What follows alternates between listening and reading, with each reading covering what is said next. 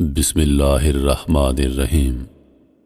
تمام تعریفیں اللہ کے لیے ہیں جو تمام جہانوں کا پالنے والا ہے۔ محترم ناظرین، آج کا ہمارا موضوع قارون کا محل۔ قارون کون تھا؟ قارون کا خزانہ کیسا تھا؟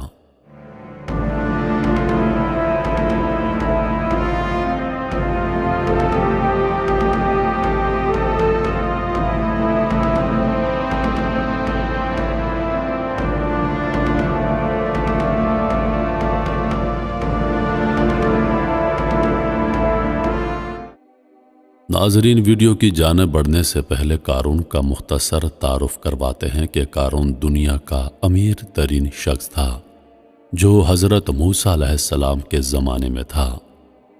بہت سی روایات میں بیان کیا گیا ہے کہ یہ موسیٰ علیہ السلام کا چچا زاد بھائی تھا۔ اس کی آواز بہت خوبصورت تھی۔ یہ تورات کا قاری تھا، یعنی تورات بہت خوش الحانی کے ساتھ پڑھا کرتا تھا۔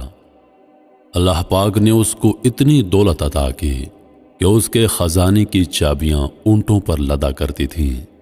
اس کے خزانے کی چابیاں اٹھانے کے لیے کئی لوگوں کا ایک گروہ ہوا کرتا تھا۔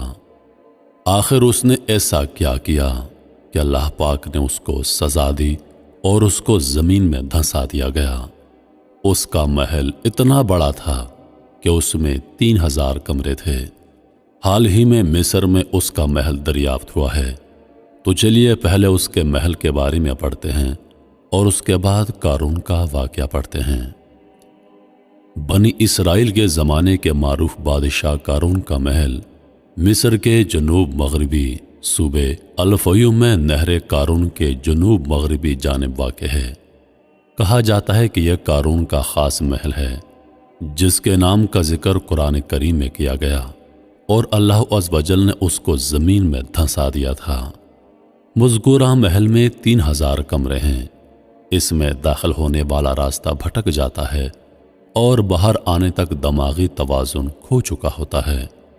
تاہم آثار قدیمہ اور تاریخ کے مصری ماہرین باور کرواتے ہیں کہ قارون کا حقیقی محل عراق کے علاقے نینوا میں واقع تھا۔ قدیم زمانے کے مصریوں نے اس محل کو قصر قارون کا نام اس واسطے دیا کہ اس کے پڑوس میں نہر قارون واقع ہے۔ اس نہر کو یہ نام اس کی کثرت تلاطم کی وجہ سے دیا گیا۔ ابتدا میں اس کو نہر قارون کا نام دیا گیا، جو بعد میں بگڑ کر نہر قارون ہو گیا۔ قارون ہی قبل از مسیح میں مصر کا بادشاہ تھا، جبکہ ہیرودوت کے سابقہ معلومات کے مطابق قارون کا محل اور اس کا واقعہ آشوری شہر نینوا میں پیش آیا۔ قارون اور اس کے گھر کو زمین میں دھنسانے کا واقعہ سیرت و واقعات بیان کرنے والے علماء نے ذکر کیا ہے کہ موسیٰ علیہ السلام نے بنی اسرائیل کو دریا کے پار لے جانے کے بعد قربانیوں کا انتظام حضرت ہارون علیہ السلام کے سپرد کر دیا۔ بنی اسرائیل اپنی قربانیاں ہارون علیہ السلام کے پاس لاتے اور وہ ان قربانیوں کو مذبح میں رکھتے جہاں آسمان سے آگ اتر کر ان کو کھا لیتی۔ قارون کو ہارون علیہ السلام کے اس منصب پر حسد ہوا۔ اس نے موسیٰ علیہ السلام سے کہا، رسالت تو آپ کی ہوئی اور قربانی کی سرداری ہارون علیہ السلام کی، میرے پاس تو کچھ بھی نہ رہا، حالانکہ میں تورات کا بہترین قاری ہوں، میں اس پر صبر نہیں کر سکتا۔ حضرت موسیٰ علیہ السلام نے فرمایا، یہ منصب ہارون علیہ السلام کو میں نے خود سے نہیں دیا بلکہ اللہ تعالیٰ کے حکم سے دیا ہے۔ قارون نے کہا، خدا کی قسم، میں آپ کی بات کی تصدیق نہیں کروں گا جب تک آپ مجھے اس بات کا ثبوت نہ دکھا دیں۔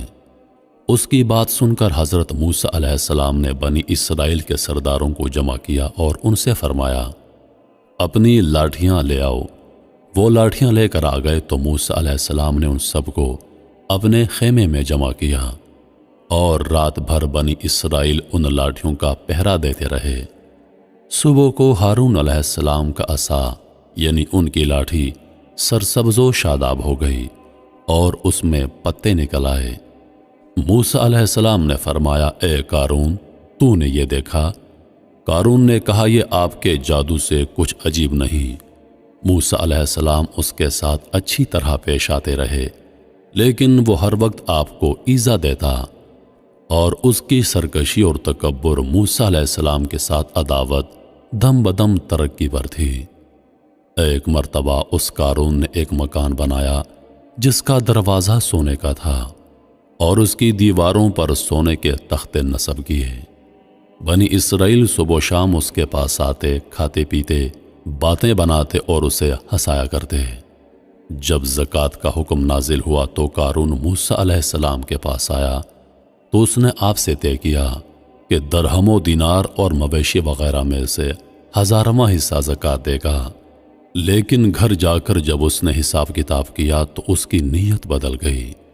یہ دیکھ کر اس کے نفس نے اتنی بھی ہمت نہ کی اور اس نے بنی اسرائیل کی ایک جماعت کو جمع کر کے کہا، تم نے موسیٰ علیہ السلام کی ہر بات میں اطاعت کی، اب وہ تمہارے مال لینا چاہتے ہیں تو تم اس بارے میں کیا کہتے ہو؟ انہوں نے کہا، آپ ہمارے بڑے ہیں، جو آپ چاہیں حکم دیجئے۔ قارون نے کہا، فلانی بد چلن عورت کے پاس جاؤ اور اس سے ایک معاوضہ مقرر کرو کہ وہ موسیٰ علیہ السلام پر تہمت لگائے۔ ایسا ہوا تو بنی اسرائیل موسیٰ علیہ السلام کو چھوڑ دیں گے۔ چنانچہ قارون نے اس عورت کو 1000 دینار، 1000 درہم اور بہت سے وعدے کر کے یہ تہمت لگانے پر تیار کر لیا، اور دوسرے دن بنی اسرائیل کو جمع کر کے موسیٰ علیہ السلام کے پاس آیا اور کہنے لگا، بنی اسرائیل آپ کا انتظار کر رہے ہیں کہ آپ انہیں وعظ و نصیحت فرمائیے۔ حضرت موسیٰ علیہ السلام تشریف لائے اور بنی اسرائیل میں کھڑے ہو کر آپ نے فرمایا، اے بنی اسرائیل، جو چوری کرے گا اس کے ہاتھ کاٹے جائیں گے، جو بہتان لگائے گا اسے 80 کوڑے لگائے جائیں گے، اور جو زنا کرے گا اور اس کی بیوی نہیں ہے تو اسے 100 کوڑے مارے جائیں گے، اور اگر بیوی ہے تو اس کو سنگسار کیا جائے گا یہاں تک کہ وہ مر جائے۔ یہ سن کر قارون کہنے لگا، یہ حکم سب کے لیے ہے نا، خواہ آپ ہی ہوں؟ موسیٰ علیہ السلام نے فرمایا، سب کے لیے ہے، خواہ میں ہی کیوں نہ ہوں۔ قارون نے کہا، بنی اسرائیل کا خیال ہے کہ آپ نے فلاں بدکار عورت کے ساتھ بدکاری کی ہے۔ موسیٰ علیہ السلام نے فرمایا، اسے بلاؤ۔ وہ آئی تو حضرت موسیٰ علیہ السلام نے فرمایا، اس کی قسم جس نے بنی اسرائیل کے لیے دریا پھاڑا اور اس میں راستے بنائے اور تورات نازل کی، تو وہ بات کر جو بات سچ ہے۔ اللہ پاک نے اس عورت کی زبان پھیر دی، اس نے تہمت لگانے کے بجائے سب کچھ سچ بیان کر دیا۔ اس نے مجمع میں کھڑے ہو کر کہا کہ مجھے قارون نے اتنی دولت دی ہے اور مجھے موسیٰ علیہ السلام پر جھوٹا بہتان لگانے کا کہا۔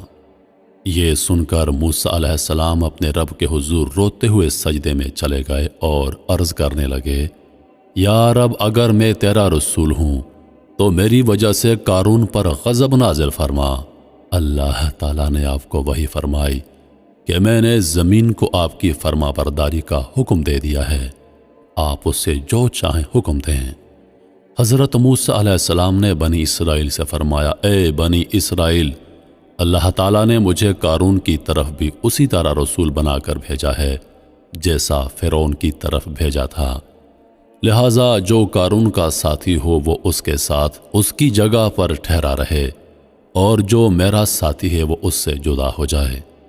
یہ سن کر سب لوگ قارون سے جدا ہو گئے۔ پھر موسیٰ علیہ السلام نے زمین کو حکم دیا کہ قارون کو پکڑ لے۔ زمین نے قارون کو پکڑ لیا اور اسے دھنسانا شروع کر دیا۔ قارون گھٹنوں تک جب دھنس گیا تو اس نے رونا پیٹنا شروع کر دیا اور موسیٰ علیہ السلام سے معافی مانگنے لگا۔ آپ نے زمین کو فرمایا، اور پکڑ لے۔ زمین نے اس کو اور پکڑ لیا اور وہ کمر تک دھنس گیا۔ ایک مرتبہ پھر وہ چیخا چلایا، موسیٰ علیہ السلام کو واسطہ دیا، اپنی رشتہ داری کا واسطہ دیا کہ مجھے بخش دے، میں توبہ کرتا ہوں۔ موسیٰ علیہ السلام نے زمین سے فرمایا، اور پکڑ لے۔ زمین نے اس کو سینے تک جکڑ لیا۔ موسیٰ علیہ السلام نے ایک مرتبہ پھر فرمایا، اور پکڑ لے، یہاں تک کہ زمین نے اس کو پوری طرح اپنے اندر دھنسا دیا اور زمین برابر ہو گئی۔ حضرت قتادہ رضی اللہ عنہ فرماتے ہیں کہ قارون قیامت تک زمین میں دھنستا چلا جائے گا۔ بنی اسرائیل نے قارون اور اس کے ساتھیوں کا حشر دیکھ کر کہا، موسیٰ علیہ السلام نے قارون کے مکان، اس کے خزانے اور اموال حاصل کرنے کی وجہ سے اس کے لیے بد دعا کی ہے۔ یہ سن کر آپ علیہ السلام نے دعا کی تو اس کا مکان، اس کے خزانے اور اموال سب زمین میں دھنس گئے اور غائب ہو گئے۔ تو میرے محترم عزیز دوستو، جو محل دریافت ہوا ہے، ماہرین کا کہنا ہے کہ یہ قارون کا محل ہے۔ یہ بہت بڑا اور اپنی نوعیت کا ایک پراسرار قسم کا محل ہے، جس میں 3000 کمرے ہیں، 1500 کمرے زیر زمین اور 1500 زمین کے اوپر ہیں۔ اس میں بھول بھلیاں کی طرح راستے بنائے گئے ہیں۔ اگر کوئی شخص اس میں داخل ہو جائے تو وہ اس میں کھوسا جاتا ہے۔ باقی کیا سچائی ہے یہ اللہ پاک ہی بہتر جانتا ہے۔ انہی لفظوں کے ساتھ میں اجازت چاہوں گا، اس امید کے ساتھ کہ سانسوں نے وفا کی تو اگلی بار ایک اور ویڈیو لے کر آپ کی خدمت میں حاضر ہوں گا۔ تب تک کے لیے خدا حافظ۔ اللہ پاک آپ سب کا حافظ و نگہبان۔ ہنستے رہیے اور ہمیشہ مسکراتے رہیے۔